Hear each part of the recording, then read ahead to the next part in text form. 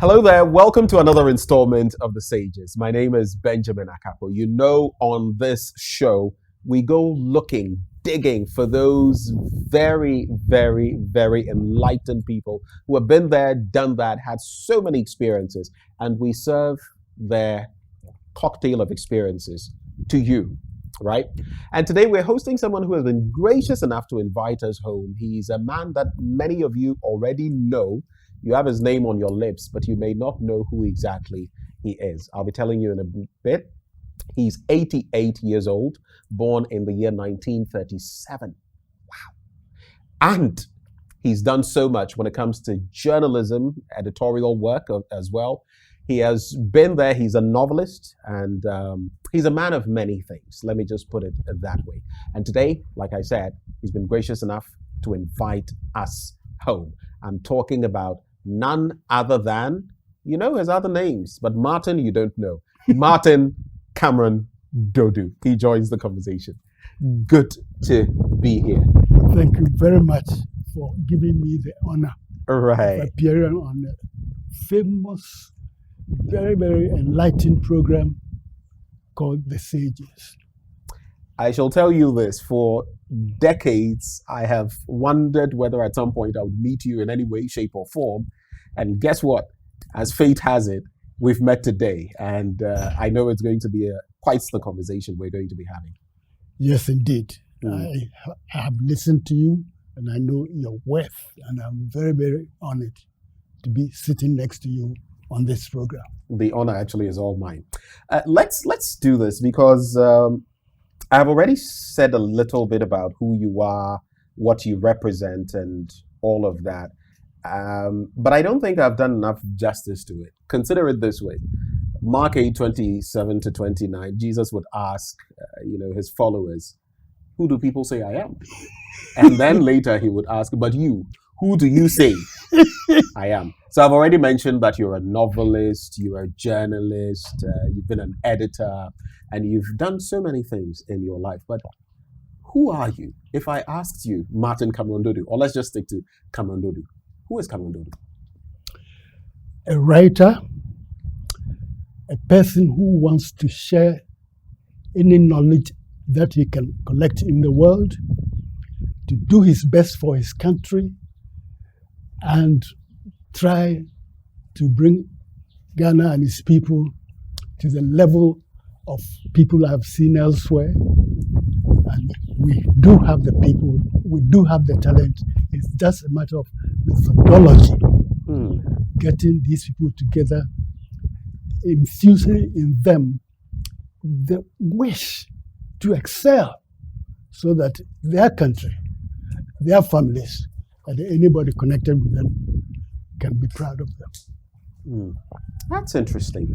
Now, talking about Cameron Duodu, I'm sure there are many who aspire to become like you, to achieve what you have achieved. Tell us about where you were born and how that background shaped you into becoming the person you have become. I was born at Esiakwa in the Eastern region, just 7 miles from Kebe. Yes, the Nifan division of Achimabuakwa. And my father was the spokesperson for the Queen Mother. I see. So he knew how to speak in public, and he was also very intelligent. A person who had never been to school, but who was a cocoa buyer. All that arithmetic. You brought a bag of cocoa, it costs so much, and I'll pay you this. You can come for the rest later on, so forth. He knew all the arithmetic. And he also knew how to pick people to come and help him. So I was watching, and I realized that people are extremely important in every endeavor. If they're honest, you are lucky.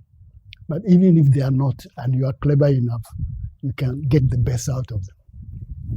So my childhood was full of learning. And then I had this peculiar trait of going to my mother's kitchen after she had polished it with red clay and taking a piece of charcoal and writing on her. On the red clay? Yes. What inspired you to do that? I have no idea. And she used to be very angry, and then she became indulgent. But it was a step towards what I was going to do. I didn't know, of course, being that young. Those little scribbles Yes. were a testament to the writing, the Absolutely. many great writings. Yes. And then when I went to school, I couldn't put down a book. To the extent that my mother once turned to me and said, "Are you the only person who is learning to become the white man's eye?" I said, "Oh, already, mommy."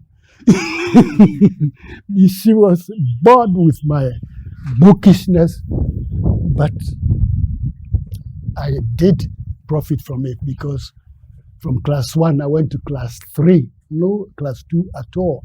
Right. And even though the people in class 3 with me had gone through class 2, I still topped them when it came to the exam. And from there, I never looked back, because I got the confidence that if I put in the work, people would recognize it and help me along. And I went right through to Standard 4 in those days. And by that time, I had become quite enlightened, and I realized that the school at Esiakwa devoted too much time to mending fences, cutting the grass, and so on and so forth. And all I wanted was education, books. So I left there and went to Kibi Government School. I guess they made you weed a few times and hoe and all of that, and you were thinking, this is not why I came to school. Absolutely. And as a result, I became quite a truant. And the headmaster didn't like it, so I was punished a lot. And at the end of Standard 4, I went and asked him for a transfer, because my father helped me to get admission to Kibi Government School. And I was lucky.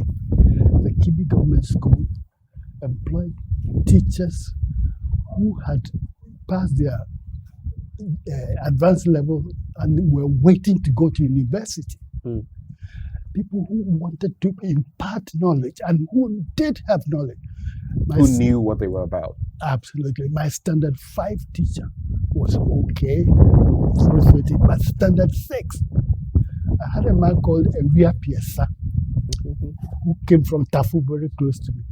And his English, his love for the language, he taught us Shakespeare at that age. And the way he made us believe in the stories and adopt some of the expressions, it never left me. Now, speaking of all of this, you made mention of a point a short while ago. If I put in the work, you had this knowledge that if you did put in the work, certain things would naturally follow. We'll come back to your education from there to rapid, and all of that.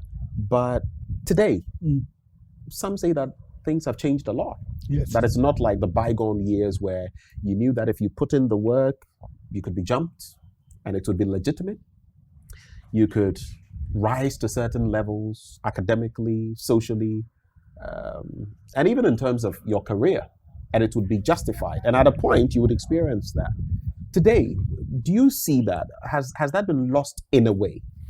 Yes, it has. And I've been trying to understand why. You see, our educational system was based on competition. If I do better than you, I'm in first position and you are in second position in the class. And at the end of the year, we would have a common examination where you showed what you could really do. So there was work and there was reward. There was work and there was reward. And we were lucky that at the time, the people who were teaching us and bringing us into life also possessed ambition. Like, can you imagine being taught in Standard 5 by a person waiting to go to university? So they transferred that ambition to us. And if, as I said, you put in the work, you benefited. It was fantastic. By the time I left Standard 7, I knew expressions which people in secondary schools didn't know, because they hadn't got the teachers that I had.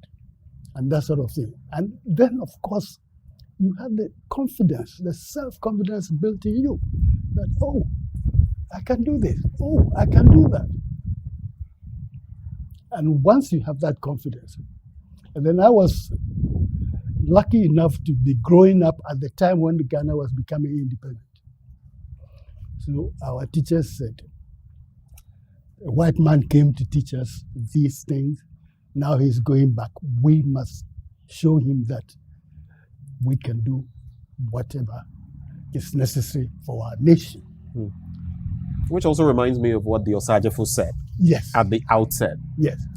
We have to show that the black man is capable of managing his own affairs. Absolutely. And we'll get to that because he had some run-ins with the Osajefo at a point. Yes. But let's stay with education for now. Right. When I was in Standard 3, that was when the agitation for independence became very, very strong. And we had a teacher who was a strong follower of Nkrumah. He didn't part his hair because Nkrumah didn't part his hair. That sort of thing. So we were imbued with the knowledge that we could do what the white man could do. And we needed to equip ourselves to do it. Because they would be going back home. We were absolutely certain that they would be going back home. And on the 6th of March 1957, I was a reporter standing about 5 yards from the podium on which Nkrumah declared that at long last, the battle is over and Ghana, our beloved country, is free forever. At the Polo Grounds? Yes, and that was right there. What did it feel like? You were, born in 1937, you were 20 years around that time. Well, close to 20 because this was the 6th of March, right? What did it feel like standing there, being a part of history being written, transitioning from the Gold Coast to Ghana? The romantic idea that Kwame Nkrumah, who had been in jail, was now the Prime Minister. That he was standing there telling me that my country was free forever. Because our teachers had taught us about the bond of 1844, how the British had said that they would go after 100 years and they hadn't gone, and so on. And we knew about the ex-servicemen, some of whom had been killed during the struggle. I saw the strikes and everything. And this day that was in our imagination had become reality. And I was only standing 5 yards from Nkrumah. Amazing. Amazing. We'll get to your journey into journalism. But yes, so there was the Chibi Government Senior Secondary School. Senior school. That's right. Yeah. Then there was the Rapid, Results College that you did. This was London, right? Yes, but it was by correspondence course. Right. In those days. And I've spoken to a number of people who have mentioned taking advantage of that. Absolutely. When I finished Standard 7, there was no money to take me to secondary school. So although I had been so clever in school, topping the class and so on, I was made a pupil teacher. That means unqualified teacher, paid £7 a month and so on. And then in those days, because there was such a hunger for education, there was something called the People's Educational Association, which was linked with the University of Ghana Extramural Studies Department. I see. And if you formed a PEA group in your town or village, they would bring a graduate to teach you the subject that you wanted to improve upon. And we said we wanted English. So they sent us a graduate from Kibi State College, a man called Mr. Siama. And he was a BA Hons in English, and English was my subject. And he came and began to ask us to write essays. When I wrote a good essay, he would make me read it to the whole lot of people who were there. Some of them, twice my age, with experience in teaching. And then he said, but what are you doing here? Why are you a people teacher? I said, I'm waiting to go to teacher training college. And he said, don't go to the teachers training college. You waste 4 years. He used the word waste. You will waste 4 years. You would waste 4 years. Go and look for the Rapid Results College. I can give you the address. Take a course. All you need is 6 subjects for your O levels. And you can do it within a year or 2 years, seeing your standard. Say, hey. So I took his advice. Mm-hmm. But because I had already taken the teacher training exam, the headmaster of my school said, well, if you don't want to be a trained teacher, I'll give the job to somebody who wants to be a trained teacher. And he dismissed me. Wow. So here I was paying the Rapid Results College fees and without having an income. And so your £7 is gone. a month were gone. Absolutely. How did you manage? Well, I've told you my father was a cocoa buyer. And, so we did well at home. But taking that course, 6 subjects, O levels, was very tough. And there was no electricity at Asiakwa. I needed to use candlelight or hurricane lamps, And I stuck to it. So I was dismissed around early 1955. And I took the course in the middle of 1955. And Mr. Siama said, enter the examination in 1956.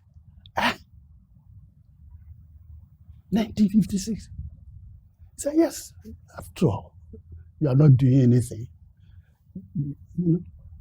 Take it. So I took it. And I couldn't even get the money to enter the exam. I had to go to my grandmother, who had to go to the chief of our village because he was a friend, and ask him to give her the money, and she gave it to me. And that's how I entered the GCE levels in 15 months. And I went and I passed. Congratulations. Thank you very much. I mean, I'm sure they told you that a lot back then, but congratulations. So in about a year and 3 months, yes, you were done. I was done. And I owe it all to the confidence given to me by Mr. Siama. He was a Kwewu man, not even from our area. Fantastic man. He gave me the confidence that you can do it. So I did it. And then I started looking around for a job because now that I had passed my exam, I knew that I could meet the competition anywhere. And I was employed by New Nation magazine, brand new. Right. And was that how your journalistic career began? started? Yes. New Nation magazine. Yes. Because I loved English so much and I was doing well writing. They say, go and cover this. I'll go and break story. They will change the word and they will print it with my name there. Oh, you were stunned. Absolutely. It was something new. Seeing, your pieces in there printed with the name Cameron Duodu. That must have been something. It was. And the editor was an Oxford man from England, a white man.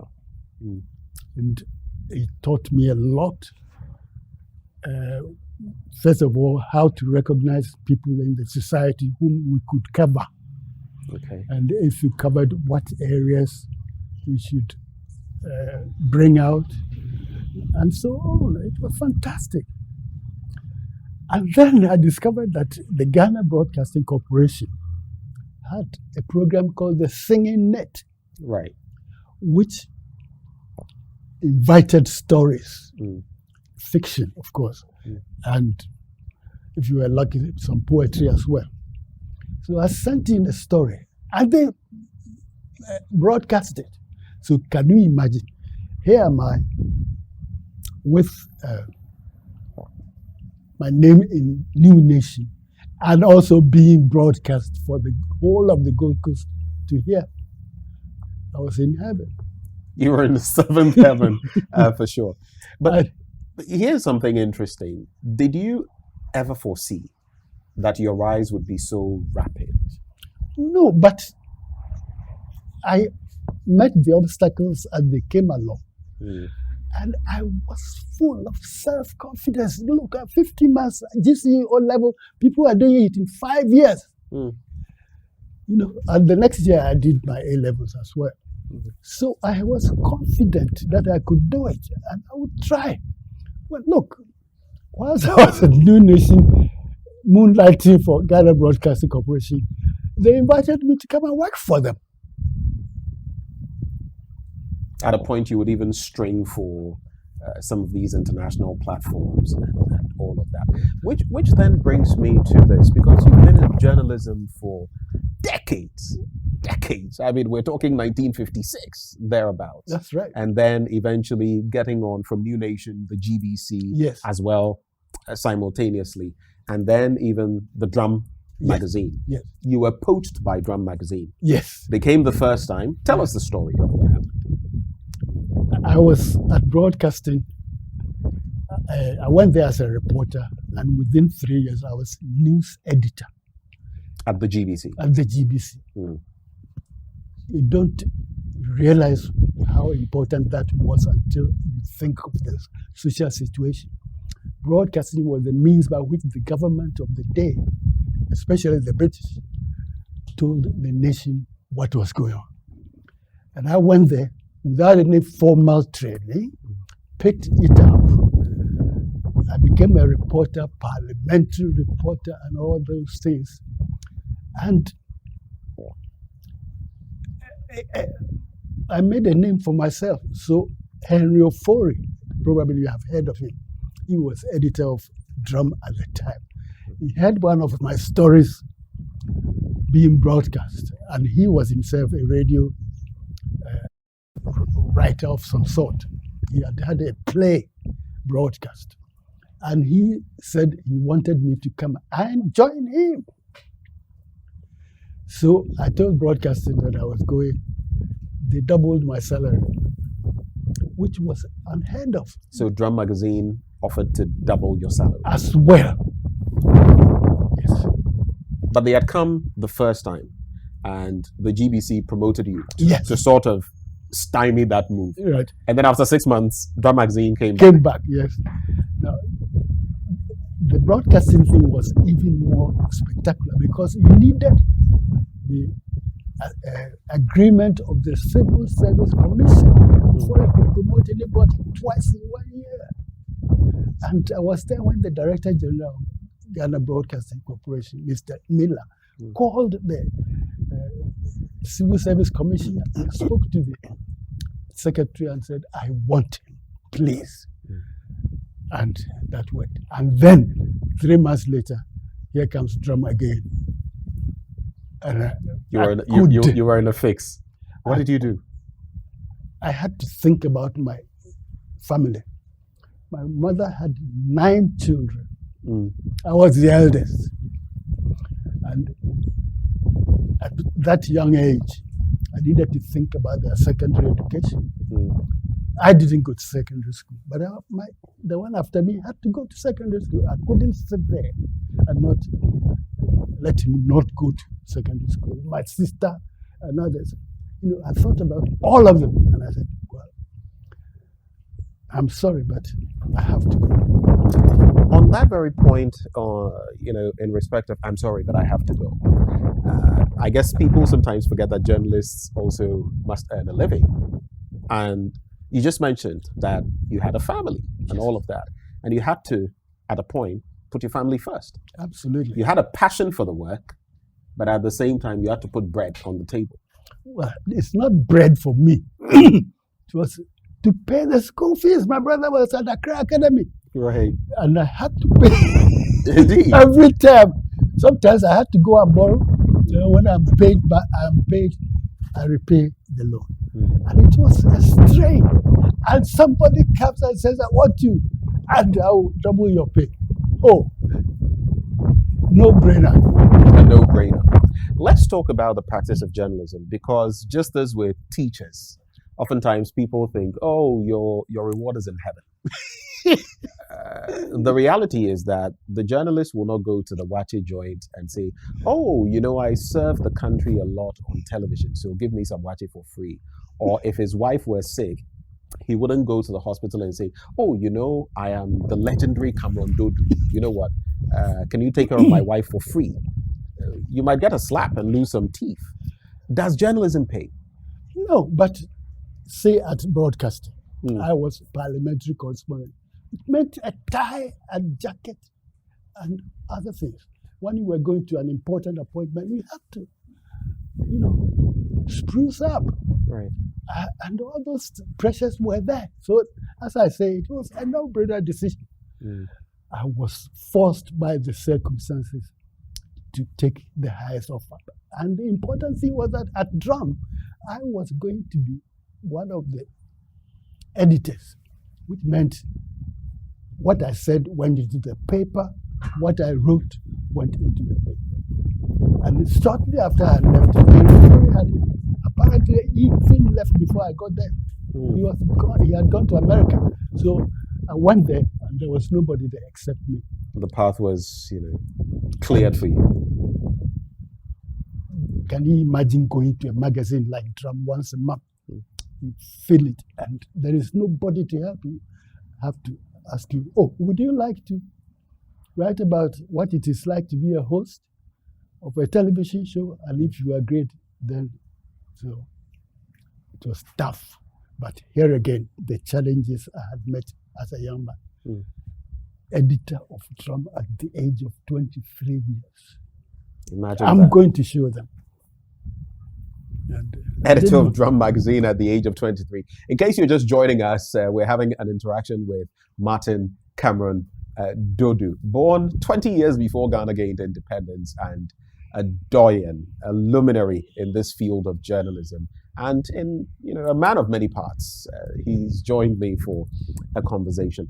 I'll go back to that point about whether journalism pays from what you see today. You look at, I think it's even worse in the print media. In the broadcast media, it may be slightly better. But if you look at skills, talents versus remuneration and packages, you're one of us. What do you see? They are terrible. And that's because right now, many of the proprietors don't actually understand what journalism is.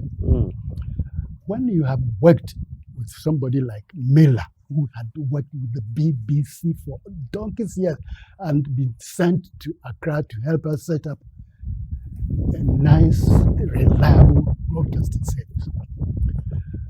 When you have worked with Drum, the proprietor of which magazine was a South African, born in England, educated in England, and he was trying to bring up journalists in South Africa, black journalists, because there was hardly any media for the blacks. And he appreciates your work. You realize that it is important to know about management as well. If you get good staff and you can't keep them, then you are not a good manager. As simple as that. Now, my luck was that Drum was a profit-making organization. Every month, you realize that our circulation is either up or down. And that being me, I didn't want that circulation to go down. So I looked for stories, unusual stories. I went to Togo to do a story about juju. Fetish, yes. And it sold like anything that you'd like to name. That sort of thing, conditions help you and you meet them and then you do the work. But they appreciated what I was doing. I swear. In spite of all the expenses I was bearing about my family's education, I had 2 cars, sports cars. Wow. Yes, because Drum rewarded me. Drum rewarded you. You said two things. Drum rewarded you, the magazine. They saw your effort and they rewarded it. The other side, and you just made mention of the fact that if you're a manager and you are not able to retain your staff or manage them properly, then you may not be fit for purpose. But we also know that in this day and age, a lot of these entities are owned by politicians and other people who may have their own biases, their own end game in mind. How does journalism match the interests of the other side, do you think? When a journalist knows his profession, he can suss out the purpose of the media. If I know that you want to go to parliament, you want to become a minister, and that is why you have set up this organ, and I'm just an instrument to fulfill your ambition, I won't come near you. But our journalists don't do the analysis. Maybe they don't even know how to do the analysis. Now, if knowing what you are likely to be intending for your media house, I still come, then I will keep my mouth shut. But I will do the analysis, and I will know that you will do this, and if you do it, it will surprise me. Right. It will hurt me. I wish I could work for someone who understood what journalism was about, who knew from what he reads of my own work what my values are about, who shares my view to try and bring education and enlightenment to the whole of our society, because it's ours. We are building it for our children and our children's children. If I have someone who shares my ideas, that's different. But if he doesn't, and I still work for him, then I have myself to blame. Well, they say to be forewarned is to be forearmed. But to cap off this talk about journalism, I've been going through quite a bit of his works, which he himself has compiled. I have my own compilations, but these are strictly Cameron Duodu, Martin Cameron Duodu, though oftentimes you wouldn't see the Martin. I go to Saturday, December 16, 2017, and you have this editorial here. And of what you wrote, there's a piece that was highlighted, so I'm going to read it. It says, "It's the moderators of radio and TV discussions who are mostly to blame." For what? We'll find out from him. "Many are untrained, but are assumed to be worth listening to. However, moderating a discussion on hot political issues is no child's play. Strict rules must be prescribed beforehand. Participants must be warned that they would be taken off air if they flout the rules. If you interrupt 4 times, you will be taken off, and you will never be invited again. Should be a sobering pre-appearance stipulation. And if such a stipulation is made, it must be strictly adhered to. But if the public figure is invited at the suggestion of the station's proprietor, then those 3 dots there, you know what it means." And these are instances I, in my journalistic practice, have encountered. And I've had to lay the law down. Yes. I will not let you come on my show and come and spew, anything that you think. And there are times I've had to put people in their place. It's rubbed some the wrong way. Sometimes you would have some line manager or somebody, say this or that. But I will not take tosh. How do you feel we've been able to handle such instances in respect of the media? Are we doing well in this regard? No. And it is, again, lack of knowledge. The technical aspects of television or radio must be observed. If you cross-talk, the listener or viewer won't even be able to make anything of what you are saying. Whom is the viewer to listen to now? Absolutely. So why not wait for the person who is speaking to finish, and then you come? You don't lose anything. But if you are so passionate, so raw, that you don't understand that this is a technical medium and you must obey certain rules so that it can be useful to it. Otherwise, it will show you up. And probably if you are coming to interview or bring someone who does not know anything about broadcasting, you have to tell them that, look, please, it isn't because we don't want to hear what you've got to say, but the technical aspects of the issue must be observed as well. We can't have cross-talking. We can't have interrupting the other person. Yes, we like lively discussions, but it can be as lively having let the other man finish as you like. So let him finish. You collect your thoughts and use thinking to batter him down rather than shouting and, histrionics. You can't do it on CNN, on BBC, on CBS. So why do we think that we didn't invent the medium, but we can use it in any way that we like? It's just something that you have to learn. And sometimes the ethos, that decorousness is what is. And when he finishes, he will go and tell your proprietor that your man didn't allow me to speak at all. Indeed, they do it all the time. and you know it aptly, no matter how hard you try. It's like that saying,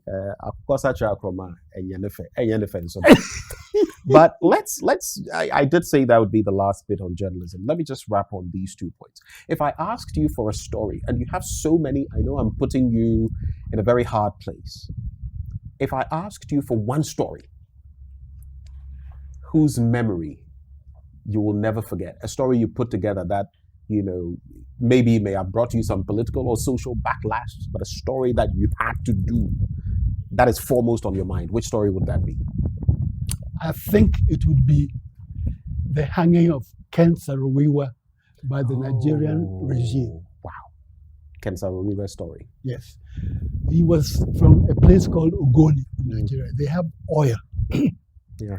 And the foreign company that was drilling for the oil didn't care at all about how the lakes and rivers of the area were being polluted, like we have Galamsey here. And how the indigents were suffering. Yes.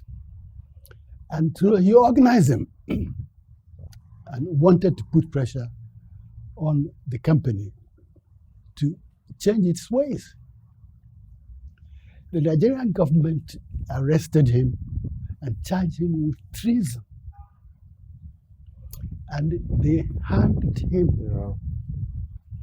That raised a lot of international hue and cry at the time. And I happened to, by that time, I knew Mr. Mandela, the president of South Africa.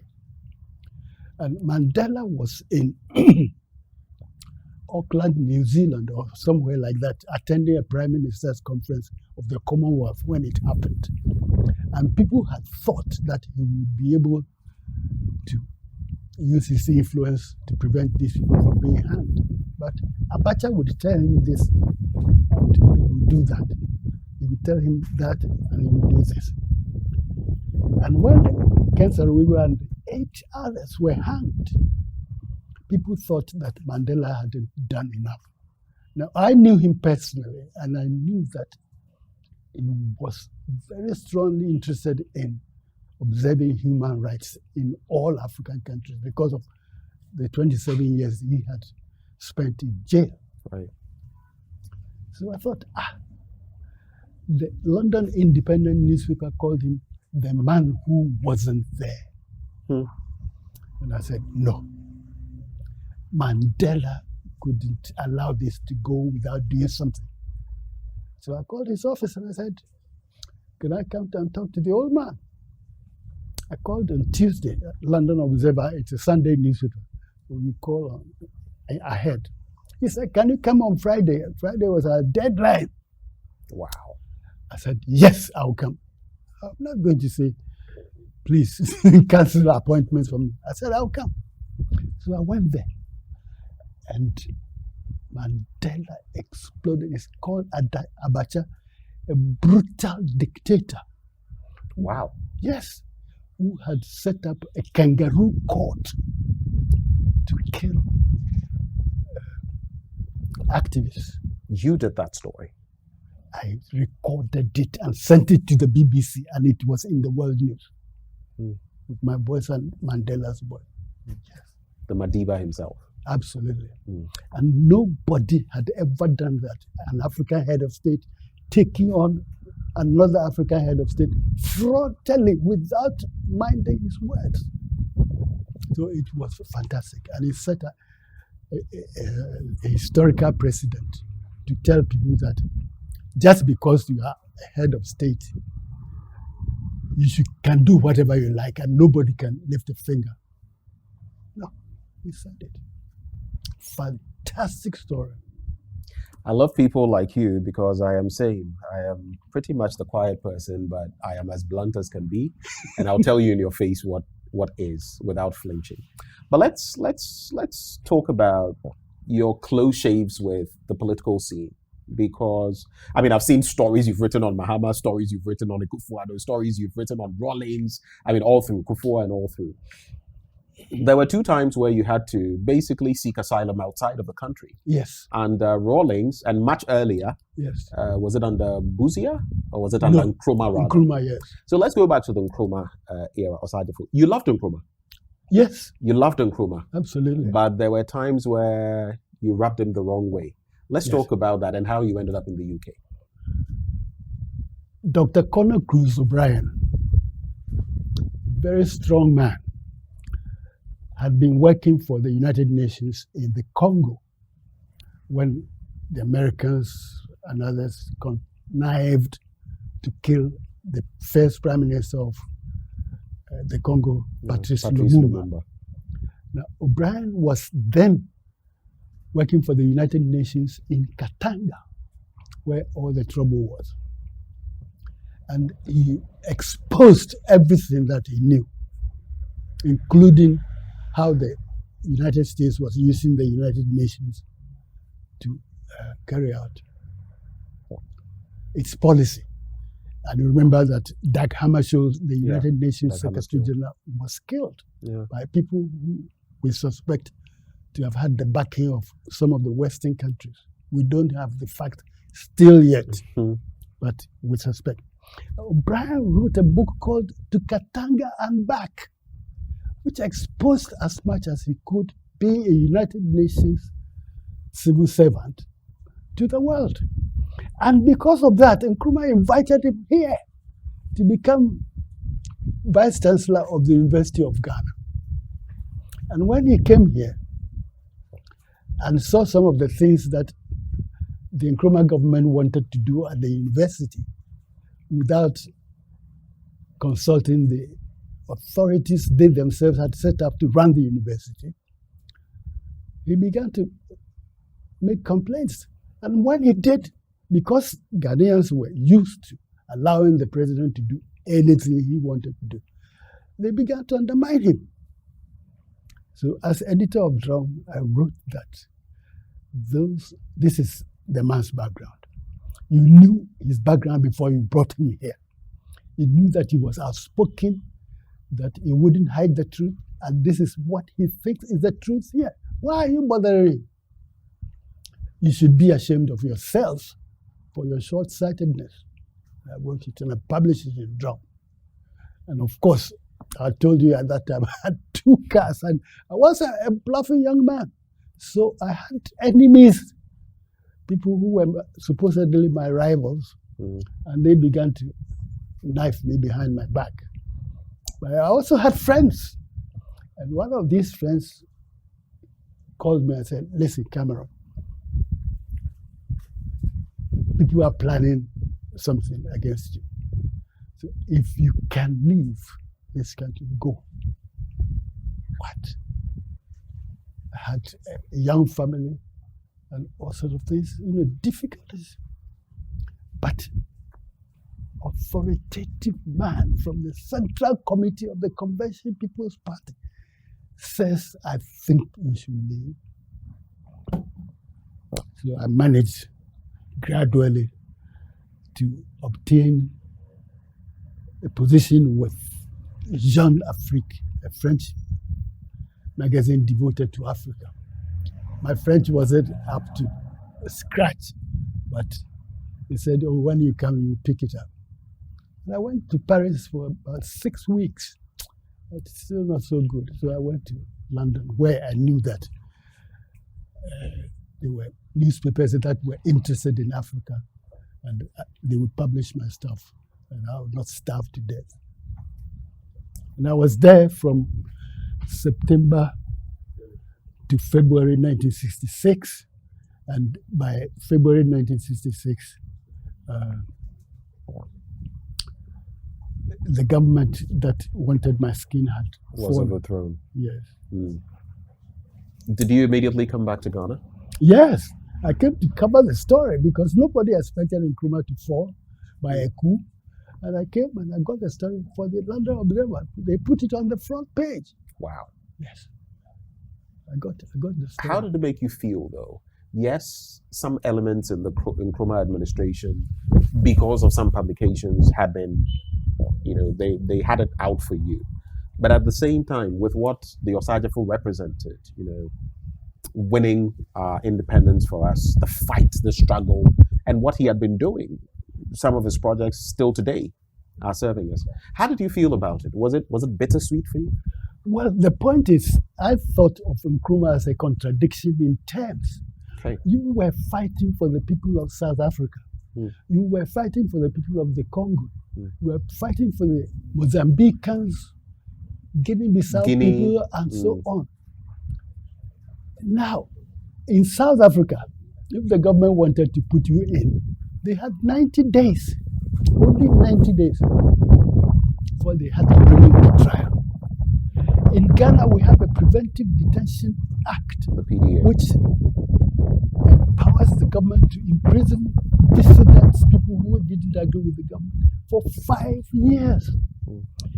So you are rather undermining the struggle of the people of South Africa for freedom. Right. Because the South African racists, apartheid racists, would turn around and say, don't worry us. Look at Ghana. What's happening in your own country? Look at Ghana. 5 years you can go in, renewable. What do you say? So I felt strongly that in spite of his positive side, Nkrumah was undermining the very struggle that he himself had imbued in. I was there when he said, from now on, we are going to show the whole world that the black man can rule himself. He's capable of managing his own affairs. Absolutely.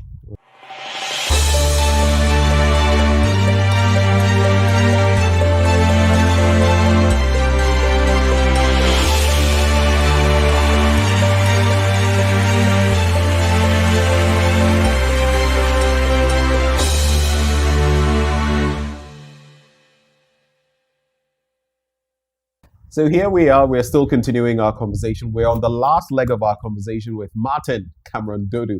I'm stressing Martin because I'm sure you don't know of that. But yes, we all call him Cameron Duodu. Some would even call him CD, but he is Martin Cameron Duodu, and here we are interacting with him. So we've spoken about a number of things, how you ended up in the UK, and some persecution, if you like, under Nkrumah from some of those who felt in the regime, who felt your writings were becoming problematic. However, even before we talk about the other one, which happened under Rawlings, if you compare Nkrumah as our first prime minister, president, Ghanaian, to the others we've seen, where would you place Nkrumah in all of this? He towers above most of them in terms of foresight, economic development, and even social advancement. He did a lot of good, but he needed a little bit more humanity and tolerance. When his fellow PG, Dr. J.B. Dankwa, died in prison without ever having been tried, that wasn't a very good thing. And others even among the CPP people, were imprisoned for expressing a contrary view. You cannot build a healthy society if people cannot speak their minds freely. Listen to them. If they have anything to say that can help the country, use it. If not, let somebody take them on and say, look, you said A, B, C, D. No, think of E, F, G, H. That is how societies build up. And that's why you said at a point that while he was good, he was also a contradiction in terms. Absolutely. Let's quickly look at the Rawlings regime. Was this around 1983 or before? 1983. 1983. Yes. And what happened that got you in the crosshairs of, the PNDC at the time? I was very, very close to Rawlings at the beginning of his rule. But I realized that there were hangers-on who didn't care a hoot about the country but wanted to use him to obtain positions which they were not even fit for. And my instinct was right, because some of these people, they couldn't have their way, and they wanted to show that they were powerful. And they went and murdered 3 judges. Right. Cold-blooded murder, which in Ghanaian politics had not featured much. I remember what was the term that was given to it under Kufuor? You remember there was those sessions to sort of bring together national reconciliation. Yes. Right. Some people feel bitter. Some have suggested that Rawlings was in the know. Others have vehemently said that the man knew nothing about it. In fact, he did. I remember Rawlings before the National Reconciliation Committee, and it was a pretty straightforward, interaction. How do you feel about that? You seem to suggest that some people, some elements wanted to show power. Yes. Do you feel Rawlings himself had no knowledge of these things? How can I say? I don't know, but I can surmise. At the beginning of the revolution, because they had done revolution in 1979, and the succeeding generation, instead of appreciating what they had done, wanted to persecute them. Rawlings and Kodechiketa and others were followed and harassed. So some of these people wanted an Ethiopian type of revolution. Yes. Mengistu, killed a lot of people. And in the course of things going along, they started with the judges. They were going to continue and, kill more people so as to put the fear of God into them and let them do what they wanted to do.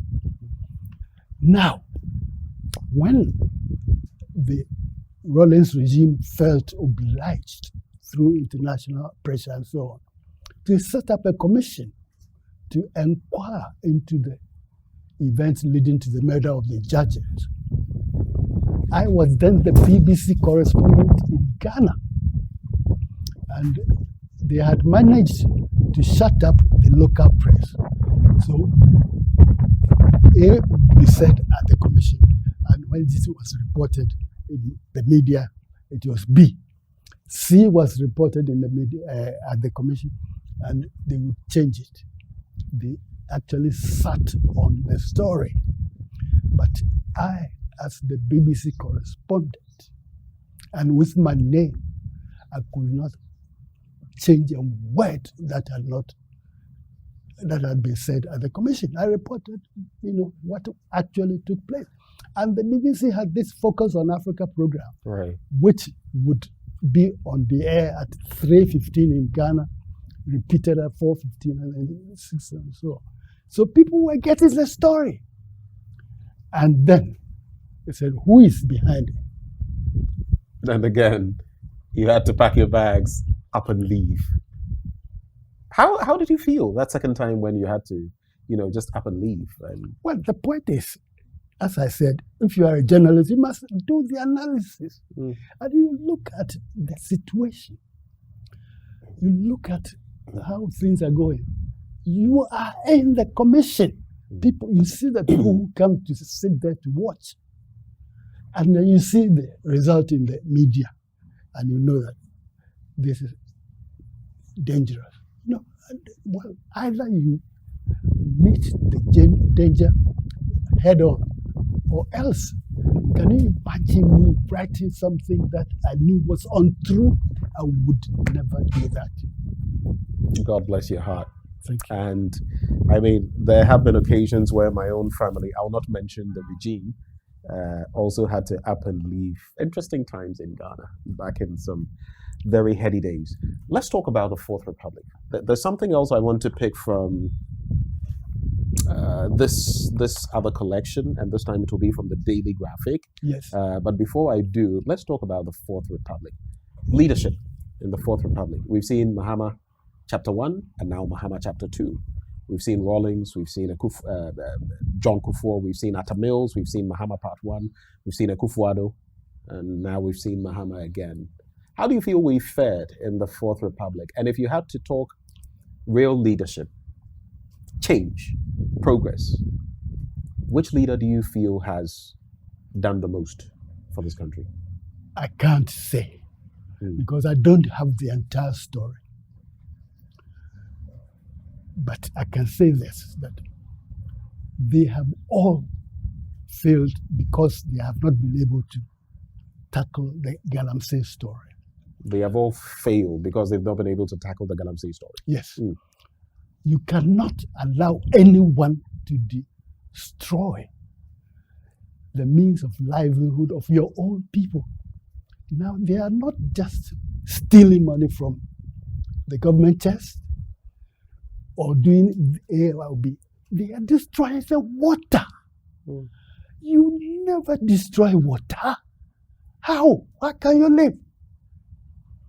And it is not a story. It is on Joy FM at peak viewing hours. As Saridonko goes to the river and brings the water and shows you the color, what it was before and what it is now. These people are undermining the future of Ghana. I have grandchildren. Are they going to be sick? Right now, only yesterday I heard that even the water that is bottled and sold is beginning to smell. People are discovering tastes in the water. Our ancestors dug up gold, so much gold that the place was called the Gold Coast. But they used their brain. They won't go near a river. They would dig from somewhere else and then tunnel through so as not to touch the river. And if they made a mistake and touched the river, the punishment, we have something called Odeduam. If you know Ashanti history, if you know you do back to them. Why here you make chawachi nam dachraw. She who be saying my how? Yeah, da. And we sit here and allowing this to go on. They say that people don't have work to do. So because you don't have work to do, you should go and hide on a road. When the woman is passing, you go and rape her and rape up her clothing, and you take the clothing to Makola to sell to get money because you have no work. No! Society has its limits, red lines. And these people have crossed the red line as far as Galamsey is concerned. And I mean, like some would say, it's not even a work problem anymore. It's a greed problem. Because these Galamseyers, they can't purchase the excavators and other things. So there are the kingpins and queenpins, if you like, at the helm who are funding this, bankrolling it. And that makes it even more difficult to purge. And I think it is tolerated because of corruption. There's one big politician who was involved to the neck, destroying forest reserves, destroying rivers, and so on. When he was picked up, we all saw what happened. People in high places were agitated. This is a man who is committing genocide against the unborn children of Ghana. How can you forget the children whom he's destroying with his work because he happens to hold a political party position? The political party is intended to serve the people, not to destroy them. Without exaggerating, this is genocide. Genocide of unborn generations. And it is sad, it saddens me that Ghana, of whom I was so proud in 1957, should have administrators, politicians, civil servants, public servants of all types, sitting there and conniving at doing nothing really important about this genocide. And it isn't as if we don't have the means. You cannot trust the army and the police alone to bring these people to book. You need to find Asaf. You know the term Asaf Wache. I know. Yes. You want that brought back? They have to be brought back because they are at the receiving end of the murderous venture. And they don't fear anybody. Look at what they do at Winneba. The Chafu and the Dead Sea. They go into the bush with their bare hands and catch live animals. They have the power and the will to catch these people and show them some sense. All you need is a push. The chiefs are afraid of their Safu because their Safu have the power to try and distill the chief.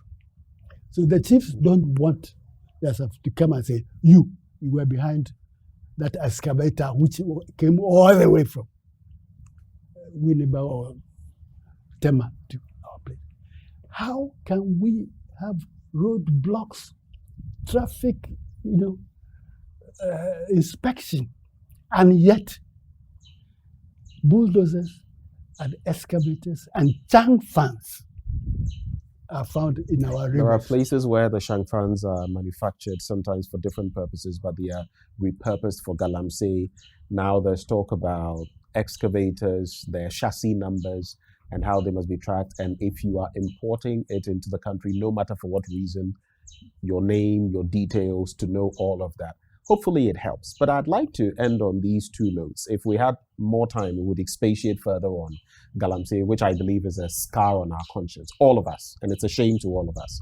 But the Daily Graphic of Friday, December 11, 1970, and I have my own collections of the Daily Graphic, but there's this story here, anti-cholera vaccine. The police yesterday announced that 2 persons had been arrested in connection with alleged stealing of anti-cholera vaccines in Accra. Just last year, we had a bit of an issue with cholera. And I'm asking myself, this was 1970. That's what, 55 years on, we still have our struggles with cholera. But something that really caught my attention, again, from this very paper, 1970, it has here Simba, and it's been so many decades, so I can feel free to mention the brand name. Simba's Skin Lighten Clear Cream. Clears, brightens, softens, nourishes, lightens, smoothens. Until today, we have, and of course, Kingsway stores was here, which was popular, but no longer. The issue of skin bleaching and how we don't love our own skin, melanin filled, and yet we want to bleach and look different. We just had a Hotline documentary in recent times where the focus was on babies that are being bleached by their mothers. Yes. Some take medication to bleach their children even in the womb and to keep up appearances. All of these things are happening. Is that perhaps one of the greatest vestiges of colonialism that we are still fighting? Bleaching, skin bleaching? I don't understand the psychology of it. I think it is the vestige of what used to happen in the past, during my young days, if you went to England and came back, irrespective of whether you studied anything, whether you got a degree or not, people automatically deferred to you. And I think as a result, getting sexually close to white women also became something that you could boast of. You know, and beneath the white woman was the bleached skin woman. So people have got it at the back of their minds that it is the color that is beautiful. Lighter is better. So you're right. It's not only in Ghana, Congo. In Congo, Indeed. it has In even Congo, affected it's a menace. Yes. And Nigeria. I mean, if you look at Africa, Congo, Nigeria, even South Africa, Tanzania, Ghana, I think these are some of the top 5 countries. And in the sub-region of West Africa, there are many. In South Africa, they have a huge so-called colored population already. The product of... the intermingling. Yes. But the colored women want to become white. It's crazy. It always reminds me of the words of Robert Nesta Marley, Bob Marley, as we call him for short. Emancipate yourselves from mental slavery. I believe it's a vestige of mental slavery to want to change your color, which, by the way, protects us from so many things. The melanin in our skins and even the sun here. And yet we want to bleach. It's never made sense to me. Don't forget that in about 2 decades ago or so, all the cinemas showed only white people on the screen.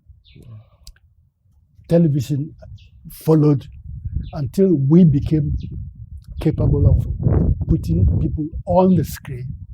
They were white. So psychological, you can't do much about human being psychology. Since the woman said, you have a power.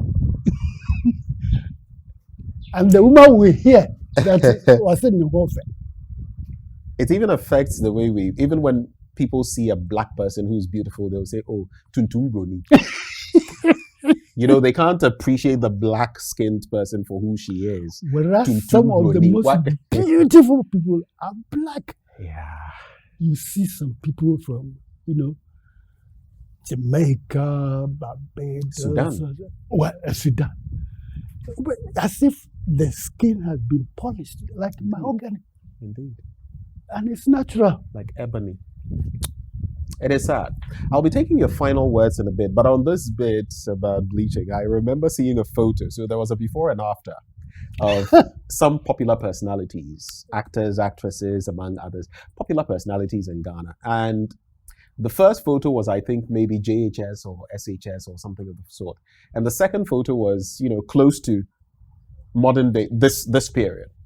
And the only person of the 5 or so people, or 6 of them, the only person who was still black was the gentleman. All the ladies who were very dark as I am had all become what? Or semi-white. Very light. Yes, very light. Unless maybe they drank certain, or maybe they had traveled to certain places where naturally their skins would become what it had become. How? The question is how? Let's love our skin. My final bit to you. Yes. You're 88. Yes. You've been here, you've been there, you've done it all. What are you hoping that Ghana will become in the next few years, decade? This will be my final bit to you. What do you expect to see Ghana become? And what would be any advice, if you have it, for the current Mahama administration? Well, you know that climate change is a very serious problem. The atmosphere is getting hotter. It is drying up natural water sources. So we have to be aware of this. That means acquiring knowledge. I hope the media will hammer this upon us that without doing anything, the nature around us itself it is going to pose a threat to our children's children. So what we can do, planting trees, making gardens, whatever we can do, and there is a lot of evidence that we can do something about these things, we should do it. Because our parents were responsible enough to nurture us and bring us to where we are now. It is our responsibility to continue the human species in Ghana. And we have evidence.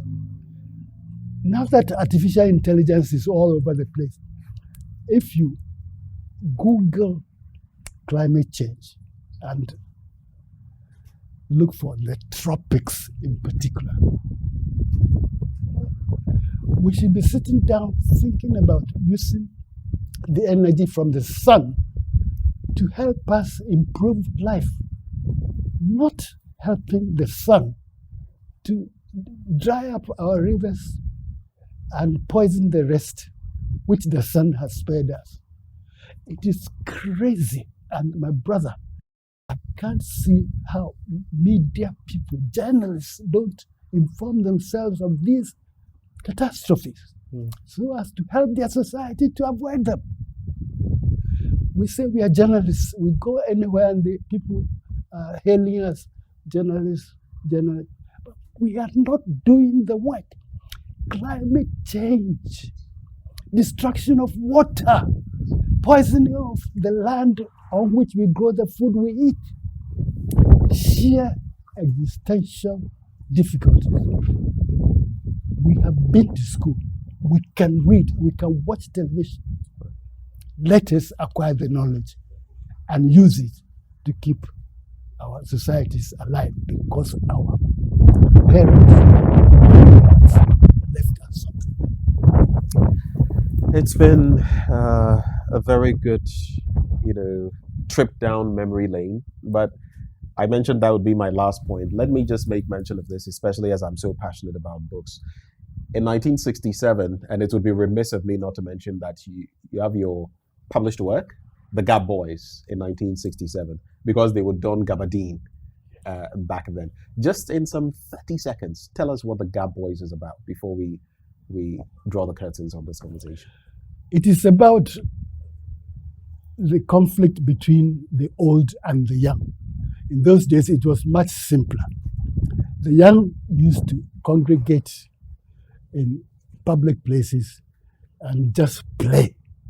They wouldn't do much work. They didn't respect the people they had come to meet. And I saw this at the circle. Whilst I was doing my rapid results college course with candlelight, people were just doing nothing, basically. And there was a conflict, because then the authorities asked them to pay tax. We call it, it has a peculiar name.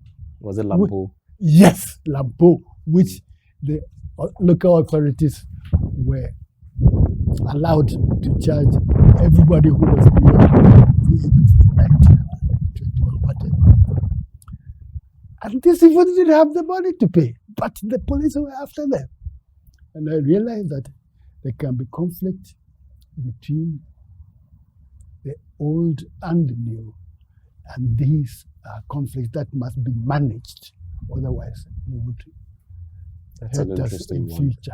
For the current generation, definitely to look at. Are there copies still available? Yes. The Gap Boys? Yes, but they are very expensive.